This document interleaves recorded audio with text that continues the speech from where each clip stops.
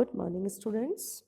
हम बीए प्रथम वर्ष के पेपर प्रथम भारत का इतिहास के ऊपर चर्चा करेंगे।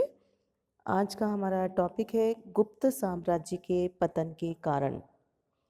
किसी भी साम्राज्य का जब उदय होता है तो उसका पतन भी होता है। जिस तरह से रात्रि के बाद सुबह आती है, सुबह के बाद रात्रि आती है, तो उसी प्रकार किसी भी साम्राज्य के उत्थान के बाद उसका पतन भी होता है। तो इस जिस मौर्य काल का पतन हुआ उसको हमने पढ़ा। इसी प्रकार गुप्त काल भी अपने क्षितिज पर पहुंचकर आलोकित होकर धीरे धीरे अस्ताचल की ओर बढ़ा और अंत में उसका भी पतन हुआ। गुप्त साम्राज्य का पतन कोई एक आकस्मिक घटना नहीं थी और न ही किसी एक कारण से इसका पतन हुआ।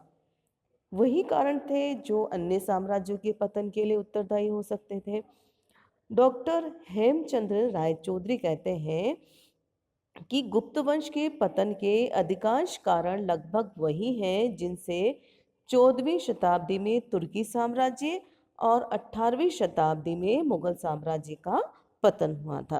तो आज के हम इस टॉपिक में मुगल साम्राज्य के पतन के लिए जो कारण उत्तरदायी थे उस पर हम चर्चा करेंगे। सबसे पहला हमारा जो कारण है वो है अयोग्य उत्तराधिकारी।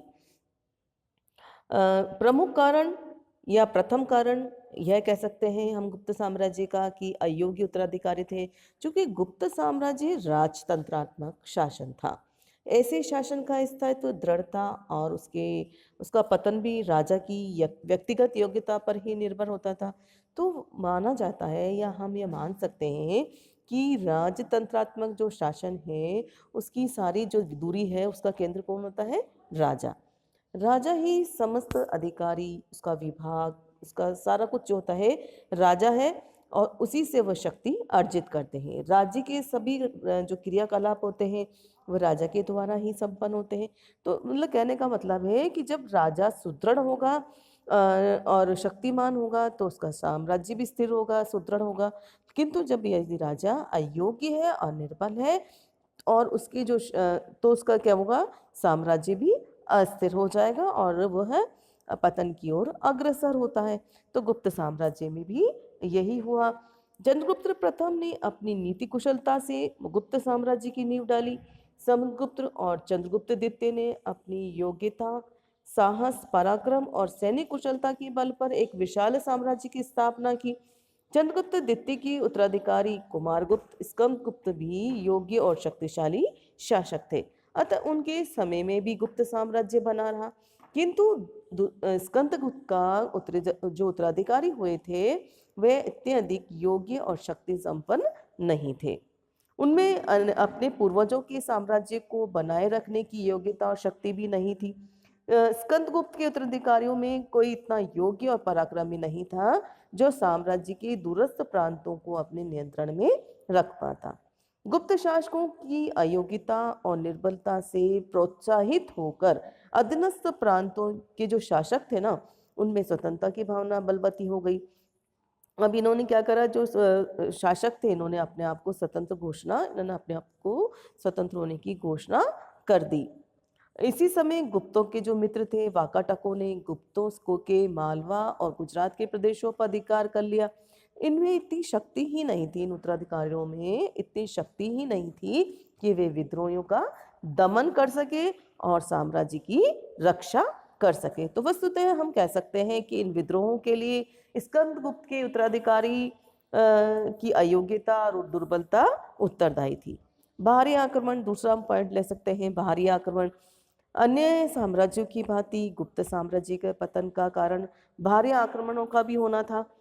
किसी भी देश या साम्राज्य पर बाहरी आक्रमण तभी होते हैं जब उसकी आंतरिक और सैन्य दुर्बलता सर्वज्ञात हो जाती है और कोई भी आक्रांता शक्तिशाली साम्राज्य पर आक्रमण करके अपने विनाश और पराजय को आमंत्रित नहीं करता। गुप्त साम्राज्य के साथ भी यही हुआ। स्कंदगुप्त के शासनकाल में हुणों ने गुप्त साम्राज्य पर आक्रमण किया, किंतु उन्हें स्कंदगुप्त के हाथों बुरी तरह पराजित होना पड़ा। इस पराजय के बाद हुण शांत नहीं बैठे और गुप्त साम्राज्य की जो सीमाएं थी उनके आसपास ही घूमते रहे। और उस स्कंदगुप्त की मृत्यु के पश्चात उसके अयोग्य उत्तराधिकारियों का लाभ उठाकर उन्होंने पुनः साम्राज्य पर आक्रमण करना प्रारंभ कर दिया। भानुगुप्त और बालादित्य के काल में हूण नेता तोरमान ने गुप्त साम्राज्य पर आक्रमण कर दिया। ठीक है, तो भानुगुप्त और तोरणमार के मध्य जो एरन नामक भीषण युद्ध हुआ उसमें भानुगुप्त पराजित हुआ और मालवा पर हूणों का अधिकार हो गया। तो इस प्रकार बाहरी आक्रमण की वजह से भी गुप्त साम्राज्यों का पतन हुआ। अधीनस्थ प्रांतपतियों और सामंतों की स्वतंत्रता, तीसरा पॉइंट है हमारे अधीनस्थ प्रांतपतियों और सामंतों की स्वतंत्रता। प्रांतीय शासकों और सामंतों की महत्वाकांक्षा, स्वतंत्रता, अनुराग प्रवृत्तियों और विद्रोहियों ने भी गुप्त साम्राज्य के पतन में योगदान दिया। गुप्त साम्राज्य अनेक प्रांतों और छोटी प्रशासनिक इकाइयों में विभक्त था, जिन पर प्रांतपति और सामंत आदि शासन करते थे। इन अधिकारियों को प्रांतीय और स्थानीय शासन में अनेक अधिकार, शक्तियां और स्वतंत्रताएं प्राप्त थी। स्कंदगुप्त के शासनकाल तक, जब तक गुप्त सम्राट शक्तिशाली रहे, तब तक प्रांतपति और सामंत सुचारू रूप से शासन चलाते रहे। स्कंदगुप्त के अयोग्य और दुर्बल उत्तराधिकारी के काल में इन प्रांतीय शासकों और सामंतों ने केंद्रीय सत्ता की दुर्बलता का लाभ उठाकर अपनी स्वतंत्रता की घोषणा करना प्रारंभ कर दिया। सर्वप्रथम जो गुप्त सेनापति था भट्टारक, उसने सौराष्ट्र में स्वतंत्र सत्ता स्थापित करके मैत्रक वंश की नींव डाली और वंशानुगत शासन प्रारंभ किया। इसी भांति मालवा में गोविंद गुप्त ने अपनी स्वतंत्रता की घोषणा कर दी और पुरुगुप्त को सम्राट मानने से इनकार कर दिया। तो इस प्रकार से ये जो श्रृंखला थी वह आरंभ हो गई शासकों के स्वतंत्र होने की। मालवा में यशोवर्मन ने, कान्यकुब्ज में मौखारियों ने और बंगाल में गोड़ों ने अपनी स्वतंत्र सत्ता स्थापित कर ली। वाकाटकों के राज्य के निकटवर्ती प्रदेशों पर भी गुप्तों का प्रभाव समाप्त हो गया। तत्कालीन दान पत्रों से ज्ञात होता है कि अनेक सामंतों ने गुप्त सम्राटों की अधीनता त्याग कर स्वयं के नाम से भूमि दान देना प्रारंभ कर दिया और अपने नाम के सिक्के चलाने शुरू कर दिए। गुप्त साम्राज्य को सर्वाधिक क्षति पहुंचाने वाला यशोवर्मन था। उसने अपनी पूर्वी अभियान में हिमालय से लेकर पश्चिमी समुद्र पर्यंत तक संपूर्ण प्रदेश पर अधिकार कर लिया और गुप्त सम्राट ब्रज को पराजित किया। तो ये था अधीनस्थ प्रांतपतियों और सामंतों की स्वतंत्रता। आंतरिक कलह और संघर्ष, नेक्स्ट हमारा पॉइंट है आंतरिक कलह और संघर्ष। आंतरिक और कलह संघर्ष भी गुप्तों के पतन के उत्तरदायी रहे। किसी मतलब गुप्तों के क्या, किसी भी प्रशासन में यदि आंतरिक कलह होता है तो वह पतन की ओर अग्रसर ही होता है। चूंकि गुप्त वंश में उत्तराधिकारी का कोई नियम नहीं था, अतः सिंहासन प्राप्ति के लिए राजकुमारों में संघर्ष होते रहते थे, जिससे गुप्त साम्राज्य की शक्ति और प्रतिष्ठा को आघात पहुंचता था। चंद्रगुप्त प्रथम के जीवन काल में ही उत्तराधिकार का प्रश्न विवादग्रस्त हो गया था। यद्यपि चंद्रगुप्त ने राज्यसभा में समुद्रगुप्त को अपना उत्तराधिकारी घोषित कर दिया था, किंतु अन्य राजकुमारी ने इसका विरोध किया और परिणाम ये हुआ कि चंद्रगुप्त की मृत्यु के बाद समुद्रगुप्त को सिंहासन प्राप्ति के लिए अपने भाइयों से संघर्ष करना पड़ा। इसी तरह से चंद्रगुप्त द्वितीय ने अपने भाई रामगुप्त की हत्या करके सत्ता प्राप्त कर ली। तो विद्वानों का मानना है कि स्कंदगुप्त ने भी अपने भाई पुरुगुप्त को पराजित करके सिंहासन प्राप्त किया था। तो स्कंदगुप्त की मृत्यु के पश्चात गुप्त राजकुमारों में सिंहासन प्राप्ति के लिए संघर्षों का नया दौर आरंभ हो गया। प्रारंभिक गुप्त सम्राटों के शक्ति संपन्न होने के कारण उनके समय होने वाले उत्तराधिकार संघर्ष ने तो साम्राज्य को इतनी शक्ति नहीं पहुंचाई, किंतु जो बाद के सम्राट है उसके शासनकाल में जो आक्रमण हुए, प्रांतपतियों और स्थानीय अधिकारियों की जो स्वतंत्रता की भावना प्रबलती हो गई और गुप्त राजकुमारों को जहां एकता प्रदर्शित करनी थी वहां उन्होंने आपस में संघर्ष करके अपनी शक्ति को कमजोर कर लिया और ऐसी स्थिति में गुप्त साम्राज्य का पतन अवश्यंभावी हो गया। नेक्स्ट हमारा पॉइंट है युद्धों का आधिक्य। आधिक्य मतलब अधिक। प्रारंभिक जो गुप्त सम्राट थे वह साम्राज्यवादी थे। साम्राज्य विस्तार की आकांक्षा को के कारण वे जीवन पर्यंत युद्धों में ही लगे रहे। समुद्रगुप्त ने अपनी विभिन्न अभियानों में जो लगातार युद्ध हुए उसके द्वारा संपूर्ण भारत को अपने अधीन करने की कोशिश भी की और कर भी लिया। और उसके पुत्र चंद्रगुप्त द्वितीय को भी शकों, बंग शासकों और अनेक लोगों से उसको अनेक राष्ट्रों से युद्ध भी लड़ना पड़ा। सौराष्ट्र, गुजरात, पश्चिम मालवा के शकों का उन्मूलन करने के लिए उसे दीर्घ काल तक युद्ध करना पड़ा। उसके बाद कुमारगुप्त प्रथम, स्कंदगुप्त, उसके उत्तराधिकारियों को भी साम्राज्य की रक्षा के लिए आंतरिक विद्रोहों के दमन और बाहरी आक्रांताओं से अनेक युद्ध लड़ने पड़े। तो इन अनवरत युद्धों ने गुप्त साम्राज्य को गंभीर रूप से प्रभावित किया। इन युद्धों के परिणाम स्वरूप जहां एक ओर जनधन की अपार हानि हुई, वहीं दूसरी ओर इन युद्धों से आंतरिक संगठन में भी शिथिलता आ गई। फलतः जब अन्य कारणों से गुप्त साम्राज्य का भवन जर्जर हुआ तो इन अनवरत युद्धों ने भी उनको जर्जरित करने का में योगदान दिया। नेक्स्ट हमारा पॉइंट है शासन व्यवस्था के अंतर्गत जो दोष थे उससे भी मुगल गुप्त साम्राज्य पतन की ओर गया। गुप्तों की शासन व्यवस्था सुसंगठित थी, सुव्यवस्थित थी, फिर भी वह दोष ऐसा नहीं है कि वह दोष रहित थी। प्रांतीय शासकों और सामंतों के विशेषाधिकार और राज के कर्मचारी विशेषकर उच्च अधिकारियों के पदों को वंशानुगत कर देना ये सबसे बड़ा दोष था। शक्तिशाली गुप्त सम्राटों के शासनकाल में तो इनके जो विशेषाधिकार थे उससे कोई प्रॉब्लम नहीं हुई, किंतु बाद में क्या हुआ, जो अयोग्य और निर्बल उत्तराधिकारी थे ना, वह उनका यही दोष गुप्त साम्राज्य के पतन का कारण बन गया। प्रांतपति और सामंत इन विशेषाधिकारों का उपयोग साम्राज्य के हित के लिए करने की अपेक्षा क्या करने लगे, स्वहित में। और साथ ही गुप्त काल में क्या था, अग्रहार दान की प्रथा थी। अग्रहार दान मतलब भूमि दान। तो इस भूमि पर राज्य कोई कर नहीं लेता था और उसकी आय दान प्राप्त करने वाले की व्यक्तिगत आय होती थी। यही नहीं, इसे एक बार देने के बाद इसे कोई छीन भी नहीं सकता था। तो अग्रदान मध्यकालीन जागीर प्रथा की भांति ही होता था। इससे राज्य की आय में कमी होती गई। शासन व्यवस्था में ये जो दोष थे इसने मुगल या गुप्त साम्राज्य के पतन में महत्वपूर्ण भूमिका निभाई। 7वां हमारा पॉइंट है, नेक्स्ट पॉइंट हमारा है दयनीय आर्थिक दशा। सुदृढ़ कोष सुदृढ़ राज्य का आधार है। इसीलिए प्राचीन जो भारतीय व्यवस्थाकारों ने कोष को राज्य का प्रमुख अंग माना है।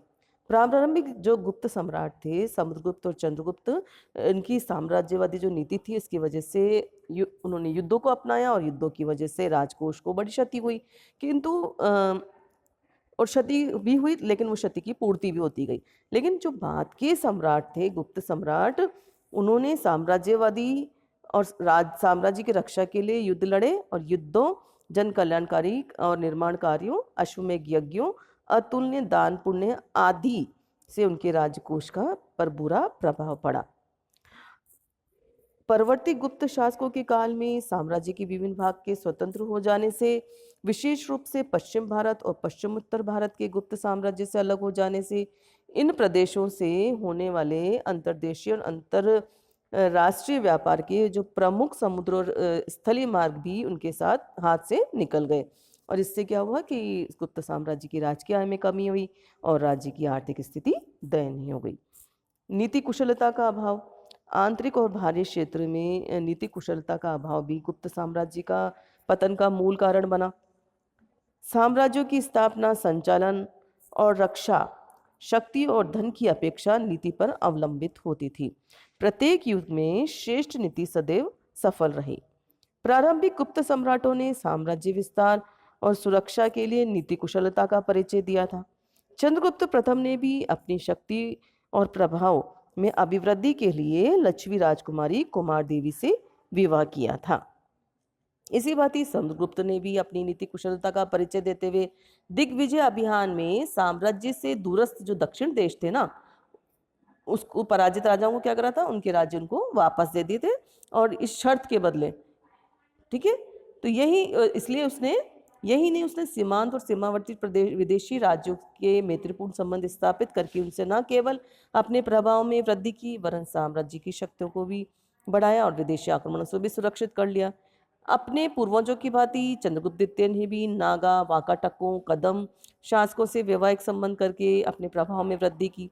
किंतु स्कंदगुप्त के जो उत्तराधिकारी थे वह अयोग्य और दुर्बल थे, साथ ही अदूरदर्शी भी थे, और उन्होंने अपनी अदूरदर्शिता का परिचय देते हुए अपनी नीति कुशलता के बल पर साम्राज्य की रक्षा का प्रयत्न ही नहीं किया, जो उनके साम्राज्य का पतन के कारण बनी। सीमा रक्षा की उपेक्षा नेक्स्ट हमारा पॉइंट है। गुप्त साम्राज्य की पतन का प्रमुख कारण था प्रारंभिक गुप्त जो सम्राट थे, साम्राज्य की सुरक्षा की दृष्टि से सीमांत राज्यों के प्रति विशिष्ट नीति अपनाकर उन्होंने सीमा रक्षा के प्रति जो है जागरूकता प्रदर्शित की। स्कंदगुप्त अपने अन्य गुणों के साथ जो है सीमाओं की रक्षा के प्रति सतर्क रहा और इसीलिए हुणों को पराजित करने में सफल रहा था। किंतु उसके जो उत्तराधिकारी थे उन्होंने इसकी उपेक्षा की और ये उनकी उपेक्षा ही उनकी पराजय का कारण बनी। लास्ट हमारा पॉइंट है बौद्ध धर्म का प्रभाव। मौर्य साम्राज्य के पतन की भांति में बौद्ध धर्म का प्रभाव विशेष रूप से रहा, क्योंकि अहिंसात्मक नीति का अनुसरण करते, क्योंकि मौर्य साम्राज्य में ये बौद्ध धर्म था और उन्होंने अहिंसात्मक नीति अपनाई थी। प्राचीन भारतीय इतिहास में गुप्त काल हिंदू धर्म और संस्कृति के पुनरुत्थान के लिए प्रसिद्ध है। प्रारंभिक गुप्त सम्राट वैष्णव धर्म के अनुयायी थे। हिंदू धर्म में सीमित और उद्देश्यपूर्ण धर्मानुकूल हिंसा की उसमें अनुमति है। तदनुसार गुप्त शासकों ने क्षत्रियोचित धर्म का पालन करते हुए राज्य विस्तार के लिए अनेक युद्ध किए और वैदिक धर्म के अनुरूप दिग्विजय अभियान के पश्चात अश्वमेध यज्ञ भी संपादित किए। किंतु जो स्कंदगुप्त के उत्तराधिकारी थे वह गुप्त सम्राट जो थे वो बौद्ध धर्म से प्रभावित होने लगे और जो नरसिंह गुप्त, बालादित्य, बुद्धगुप्त, वेणुगुप्त आदि जो है बौद्ध धर्म के अनुयायी बन गए और बौद्ध धर्म के प्रभाव से उन्होंने अपनी सामरिक नीतियों को परित्याग करके अहिंसात्मक नीति अपनाई, जिससे गुप्तों की जो सैन्य शक्ति थी उस पर बुरा प्रभाव पड़ा। तो ये था सारे हमारे गुप्तों के पतन के कारण। धन्यवाद।